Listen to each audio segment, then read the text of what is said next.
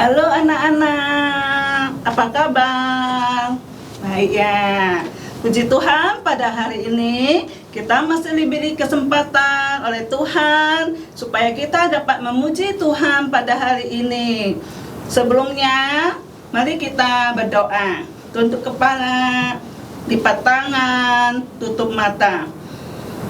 Bapa kami yang di surga, kami ucap syukur, terima kasih padamu ya Bapa, karena Engkau begitu mengasihi kami.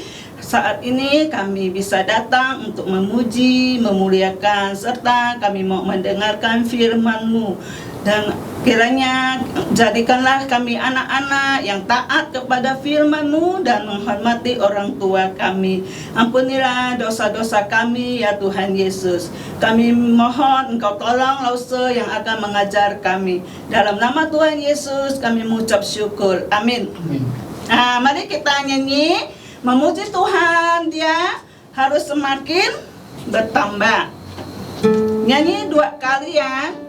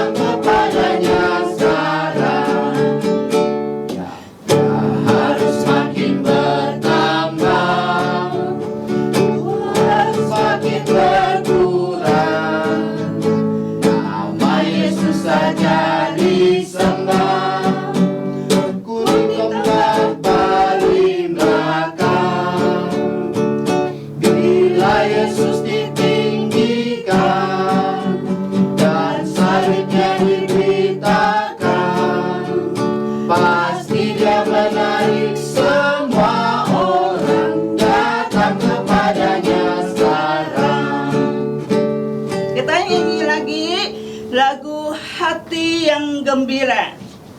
Kita harus selalu punya hati yang gembira di dalam Tuhan.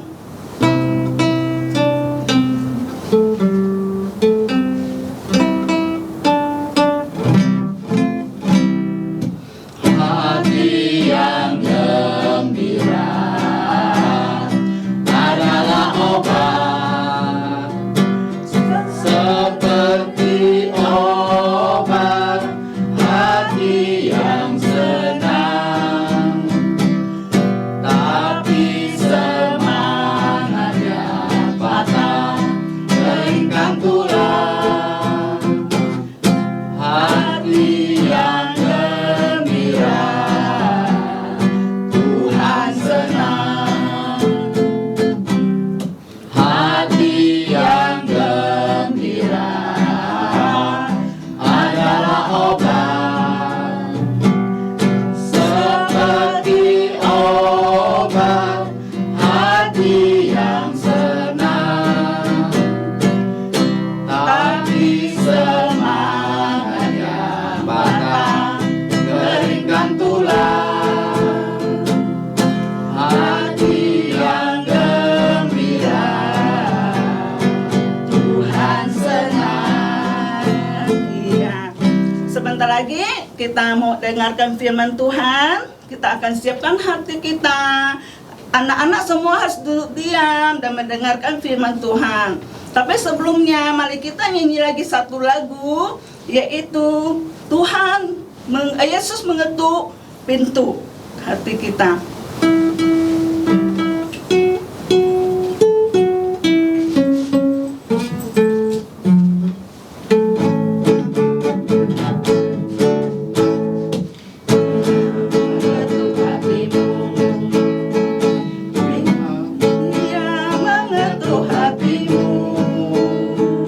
Orang berdosa dengarlah, Dia mengetuk hatimu.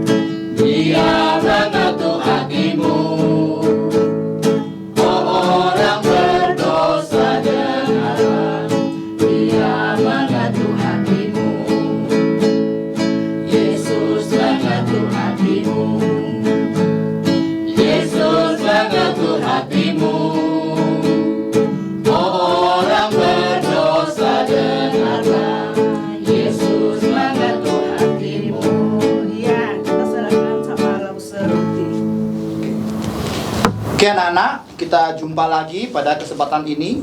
Kita akan belajar firman Tuhan dari kitab Wahyu. Namun sebelumnya kita berdoa dahulu. Mari kita berdoa. Gimana cara berdoa? Lipat tangan, tutup mata dan tunduk kepala. Mari kita berdoa. Bapa di surga, terima kasih untuk kesempatan ini. Kami mau belajar firman Tuhan. Kiranya Roh Kudus-Mu menolong kami semua agar kami dapat mengerti firman Tuhan ini. Berdoa untuk Lause yang mengajar dan juga anak-anak yang mendengarkan firman Tuhan, agar kami dapat bukan hanya mendengar tetapi menjadi pelaku firman Tuhan yang baik. Terima kasih Tuhan, kami berdoa dalam nama Tuhan Yesus. Amin. Oke, nah sekarang pada kesempatan ini kita mau belajar tentang kitab Wahyu. Nah, apa itu kitab Wahyu? Nah, kalau kita lihat, kitab Wahyu adalah kitab yang paling akhir dalam perjanjian baru. Jadi, Alkitab kita ini terbagi menjadi 2 buku besar. Berapa? 2. Nah, yang pertama itu dinamakan Perjanjian Lama. Nah, Perjanjian Lama itu terdiri dari 39 kitab. Berapa? 39.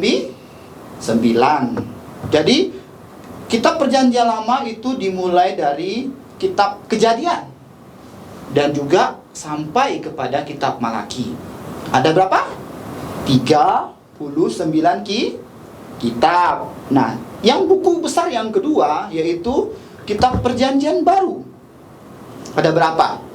Untung gampang mengingatnya. Anak-anak pasti sudah belajar perkalian di sekolahan kan? Nah, jadi sekarang coba Lause mau bertanya, 3 kali 9 itu berapa? Ada yang bisa jawab? Ada yang jawab 27. Nah, itu betul. 27 kitab. Jadi untuk mengingatnya yaitu 3 kali 9, 27. Nah, 39 itu adalah kitab dalam Perjanjian Lama, jumlah kitabnya. Sedangkan dalam Perjanjian Baru itu ada 27. Nah, yang akan kita belajar sekarang adalah kitab terakhir dalam Perjanjian Baru. Namun sebelumnya, Lause mau bertanya, kitab pertama dalam Perjanjian Baru itu apa sih? Untuk cara mengingatnya, Lause kasih clue. Apa itu clue? Clue itu untuk mengingat kalian. Itu awalnya ada Injil. Injil apa? Ada yang bilang Injil Lukas, ada yang bilang Injil Matius, Yohanes, Markus. Yang mana yang betul nih? Nah, kitab Perjanjian Baru itu dimulai dari Injil Matius sampai Wahyu. Terdiri dari 27 kitab. Nah, sekarang kita akan belajar itu Wahyu pasal yang pertama, ayat pertama sampai 8. Anak-anak, kalau ada waktu di rumah, anak-anak boleh baca kitab Wahyu pasal 1, ayat 1 sampai yang ke-8. Namun sebelumnya kita akan belajar secara singkat isi firman Tuhan yang tadi Lause katakan. Dari mana? Kitab Wahyu pasal yang pertama, ayat pertama sampai yang ke-8. Nah, pertama-tama kita mau lihat siapakah yang menulis kitab Wahyu ini. Setiap kitab pasti ada penulisnya. Kalau Injil Matius itu ditulis oleh Rasul Matius. Nah, kalau Wahyu ini ditulis oleh Rasul Yohanes. Siapa? Rasul Yohanes. Dia adalah putra dari Bapak Zebedius. Bapaknya namanya Zebedius, anaknya namanya Yohanes. Dan juga dia mempunyai seorang saudara yang bernama Yakobus. Nah, mereka berdua ini adalah rasul dari Tuhan Yesus Kristus. Sekarang langsung mau bertanya, berapa jumlah rasul yang dipilih oleh Tuhan Yesus pada waktu dia pelayanan? Ada 12. Dan Yohanes ini termasuk rasul dari Tuhan Yesus bersama saudaranya yaitu Yakobus. Mereka adalah anak atau putra dari Bapak Zebedius. Nah, kita akan belajar sekarang. Waktu itu Rasul Yohanes itu ditangkap dan dibuang di sebuah pulau yang bernama Pulau Patmos. Nah, Pulau Patmos itu ya pulau yang begitu gersang, ya, sehingga Rasul Yohanes merasa dia sangat sendiri, menderita. Tetapi kita akan lihat di sini bagaimana Tuhan itu menghibur Rasul Yohanes. Nah, kita akan lihat di sini. Kenapa Rasul Yohanes itu ditangkap dan dibuang, diasingkan di Pulau Patmos? Kita ingat. Sekarang Lause mau bertanya sama kalian, siapakah presiden pertama Indonesia? Siapa? Ada yang bilang Soeharto, ada yang bilang Habibie. Nah, Lause mau kasih tahu, presiden pertama Indonesia itu bernama Insinyur Soekarno. Nah, waktu itu Insinyur Soekarno juga dibuang dan ditangkap dan dibuang ke Pulau Ende, diasingkan. Seperti juga Rasul Yohanes, ditangkap, diasingkan, supaya apa? Rasul Yohanes tidak dapat lagi memberitakan Injil. Injil tentang Tuhan Yesus. Siapakah Yesus? Jadi Kekaisaran Roma itu berusaha untuk apa? Untuk menangkap Rasul Yohanes, supaya Rasul Yohanes tidak dapat memberitakan Injil lagi. Tetapi Tuhan Yesus mempunyai rencana yang begitu besar untuk Rasul Yohanes. Rasul Yohanes di situ diberitahu oleh Tuhan Yesus tentang yang namanya akhir zaman. Tentang apa? Akhir zaman. Kok sekarang anak-anak sering dengar namanya akhir zaman, akhir zaman. Nah, apa itu akhir zaman? Akhir zaman itu di mana kesudahan dari dunia ini, kesudahan dari alam semesta ini. Kenapa? Karena Allah mau menghancurkan dunia ini dengan api. Dengan apa? Dengan api. Nah, dulu Allah pernah menghancurkan dunia ini dengan air. Ayo, siapa yang tahu bagaimana cara Allah menghancurkan dunia ini dengan air? Nah, kalau kalian mau baca, kalau kalian mau lebih mengetahui firman Tuhan, kalian boleh baca kitab Kejadian, ya, pasal 6. Di situ ditulis bagaimana Allah menghancurkan dunia ini dengan air bah yang besar. Nah, sekarang Tuhan Yesus mau menghancurkan dunia ini dengan api. Nah, di situ Rasul Yohanes diberitahu oleh Tuhan Yesus bagaimana terjadinya nanti dunia ini akan apa yang terjadi. Nah, itulah rencana Tuhan yang begitu luar biasa. Walaupun Rasul Yohanes dibuang di pulau yang gersang, tetapi Rasul Yohanes mendapatkan wahyu, mendapatkan penglihatan dari Tuhan tentang akhir zaman. Nah, sekarang kita lihat ya. Kalau kita mau membaca dari ayat yang kedua, Rasul mau bacakan ayat kedua ya, dari Wahyu pasal 1. Yohanes telah bersaksi tentang firman Allah, tentang kesaksian yang diberikan oleh Yesus Kristus, yaitu segala sesuatu yang dilihatnya. Nah, ini apa artinya? Yohanes yang bersaksi, dia yang menulis, karena Tuhan Yesus yang beritahu kepada Rasul Yohanes. Sehingga semua tulisan dari Rasul Yohanes itu adalah firman Tuhan dan pasti akan terjadi. Ya, seperti sekarang ini, kalau kita melihat, ya, ini sudah menuju akhir, detik-detik dari akhir zaman, di mana Allah itu yang menghukum dunia ini dengan penyakit sampar yang luar biasa. Apa itu? Penyakit yang luar biasa sehingga banyak orang yang mati. Nah, akhir-akhir ini pasti adik-adik tahu kan apa itu penyakitnya? Ya, betul. COVID-19 di seluruh dunia 188 negara terkena penyakit ini. Mau tahu berapa yang mati? Lalu saya lihat jumlahnya sudah mau jutaan sudah yang kena dan yang mati puluhan ribu. Tak pandang ya, anak kecil, orang tua, dewasa, tak pandang ya. Orang yang berpendidikan, orang yang miskin, semua kena penyakit. Itu apa? Itu adalah masa kita mau menuju akhir zaman, detik-detik terakhir.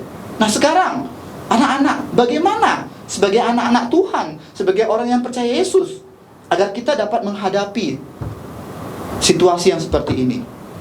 Nah, jadi Lause mau kasih tahu anak-anak ya, yaitu seperti yang dilakukan oleh Yohanes. Bagaimana? Mari kita baca ayat 3. Lause akan bacakan. Berbahagialah ia yang membacakan dan mereka yang mendengarkan kata-kata nubuat ini, yang menuruti apa yang tertulis di dalamnya, sebab waktunya sudah dekat. Kita, anak-anak Tuhan, disebut berbahagia walaupun kita di dalam masa COVID-19 ini. Kenapa? Karena apa? Dikatakan di sini kita mendengarkan firman Tuhan dan juga menuruti firman Tuhan. Apa artinya menuruti firman Tuhan? Kita harus yakin dan percaya bahwa Tuhan Yesus akan datang segera. Tapi yang kita harus yang paling yakin apa? Pertama, Tuhan Yesus dia datang ke dalam dunia ini, ya, disalib untuk menggantikan dosa-dosa kita. Kita manusia berdosa, patut dapat hukuman. Orang mati kena COVID itu patut. Karena apa? Manusia sudah berdosa. Tetapi Tuhan Yesus gimana? Dia datang ke dalam dunia ini menggantikan kita untuk mati di kayu salib. Yang kedua, dia dikuburkan. Yang ketiga, dia bangkit dari antara orang mati. Inilah ya, dia bangkit, dia mengalahkan maut, dia mengalahkan segala penyakit COVID. Tidak mempan sama Tuhan Yesus, ya. Karena apa? Yesus bangkit dari kematian. Dan yang keempat, Tuhan Yesus menampakkan diri kepada orang-orang yang percaya. Nah, inilah kita disebut orang berbahagia. Kalau kita sungguh-sungguh percaya kepada Yesus, kita disebut orang berbahagia. Karena apa? Waktunya sudah dekat menuju apa? Akhir dari dunia ini. Kita tinggal di mana sekarang? Ada yang tinggal di Jakarta, ada yang tinggal di luar negeri, gedungnya mewah-mewah. Apakah bisa bertahan? Gak bisa. Pasti hancur pada waktu akhir dunia ini. Nah, adik-adik, nah sekarang kita lihat contohnya yang bikin dunia ini semakin kacau. Sekarang adik-adik gimana sekolahnya? Sulit kan? Ada yang mengeluh, mama papa kok sekolah di rumah terus, bosan, gak bisa kemana-mana. Sedih kan? Sedih. Apalagi gak bisa ke mall, jalan-jalan. Apalagi gak bisa jalan-jalan ketemu dengan saudara. Gimana? Pasti sedih. Di dunia ini sudah sedih. Nanti, tapi Tuhan Yesus janjikan, nanti di sorga gak sedih lagi. Gimana? Harus sungguh-sungguh percaya Yesus. Di sorga udah gak ada air mata. Mau gak ke situ? Pasti mau dong. Di situ lantainya dari emas, ya. Dindingnya semua dari batu-batu berharga. Pasti kalian semua mau. Gimana caranya? Hanya dengan satu cara, yaitu percaya kepada Tuhan Yesus. Nah, Laus berharap kita semua di sini, ya, kita semua yang menonton video ini, agar kalian semua sungguh-sungguh menjadi anak-anak yang takut akan Tuhan, yang bukan hanya mendengarkan firman Tuhan, tetapi melakukan firman Tuhan. Tuhan itu adalah orang yang paling berbahagia, seperti yang ditulis oleh Rasul Yohanes. Hari ini kita belajar tentang kitab Wahyu, pasal yang pertama, ayat pertama sampai yang ke-8. Nanti setelah ini baca ya Wahyu itu, ya, kalian lebih mengerti, ya. Minta Allah Roh Kudus pimpin kita agar kita mengerti firman Tuhan. Bagaimana Rasul Yohanes dibuang di pulau Patmos yang gersang, tetapi Rasul Yohanes mendapatkan firman Tuhan tentang akhir zaman. Dan Rasul Yohanes, dia mempunyai pengharapan yang besar dalam Tuhan Yesus. Adik-adik juga jangan takut menghadapi situasi sekarang ini. Harus mempunyai pengharapan yang besar dalam Tuhan Yesus Kristus. Oke, mari kita berdoa. Langsung pimpin ya, kalian bisa ikuti dalam hati atau kalian ucapkan di dalam mulut kalian, di mulut kalian cuma di rumah. Oke, mari kita berdoa. Bapa di surga, terima kasih kami sudah mendengarkan firman-Mu tentang Rasul Yohanes yang adalah orang yang berbahagia, di mana Rasul Yohanes bukan hanya mendengarkan firman-Mu, tetapi juga dia melakukan firman-Mu. serta Engkau berikan kesempatan untuk menuliskan firman-Mu, yaitu kitab Wahyu. Ya Tuhan, kami mau berdoa kiranya Engkau menuntun hidup kami semua, agar kami dapat sungguh-sungguh menjadi anak-anak-Mu yang taat kepadamu. Dan kami mempunyai pengharapan yang besar bahwa kami suatu hari akan bersama-sama dengan Tuhan Yesus. Terima kasih ya Tuhan, kiranya Engkau melindungi kami, melindungi orang tua kami, melindungi saudara-saudara kami, dan orang-orang yang kami cintai. Terima kasih Tuhan, kami berdoa dan bersyukur dalam nama Tuhan Yesus. Amin.